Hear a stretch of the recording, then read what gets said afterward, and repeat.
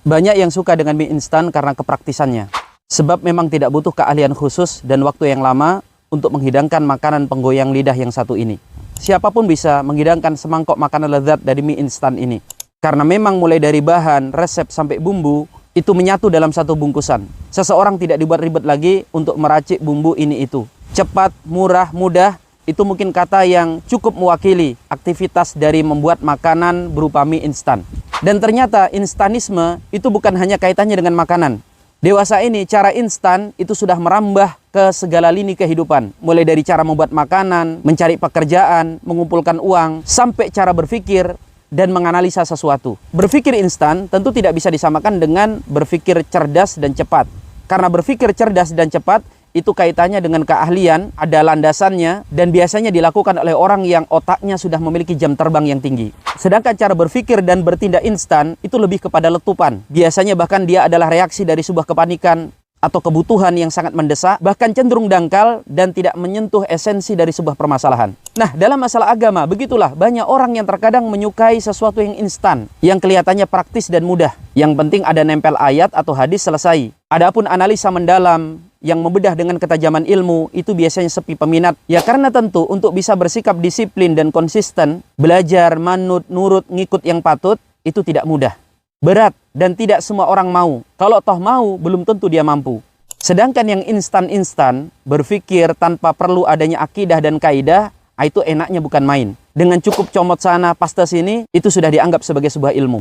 Nah, apa sebabnya orang itu suka yang instan? Bahkan kaitannya dengan masalah ilmu agama, paling tidak sebabnya ada dua. Yang pertama, miskin ilmu dan fakir pengetahuan. Inilah yang menyebabkan orang suka sama yang instan.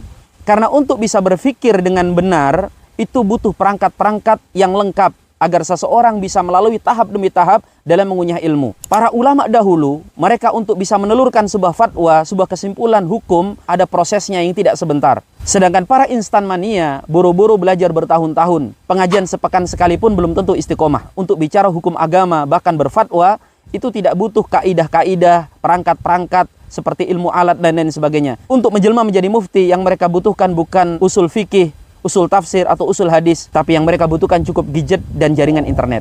Sebab yang kedua adalah malas. Aktivitas apapun termasuk berpikir itu butuh effort, perlu keringat.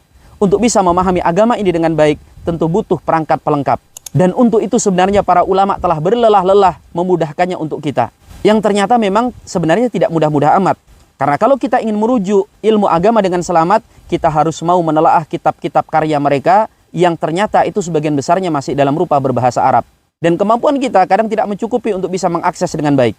Maka jika hari ini kita memahami fikih hanya dari copy paste dari beberapa tulisan artikel di internet, atau kalau kemudian kita mengandalkan terjemahan dari kitab-kitab yang ditulis oleh para ulama, berapa persen sih terjemahan dari semua kitab-kitab karya para ulama yang menjadi sumber ilmu itu? Rasanya belum sampai lebih 10%. Apakah dengan modal terjemahan yang tidak sampai 10% dari tulisan karya para ulama itu, kita mengira kalau kita sudah tahu tentang agama ini? Agama ini adalah agama ilmu, agama data yang jutaan karya telah ditulis oleh para ulama untuk menjelaskan tentang hakikat agama ini. Maka jika kita baru belajar 1-2 ilmu, kemudian kita merasa bisa meramu fatwa agama, kita benar-benar aneh bin ajaib.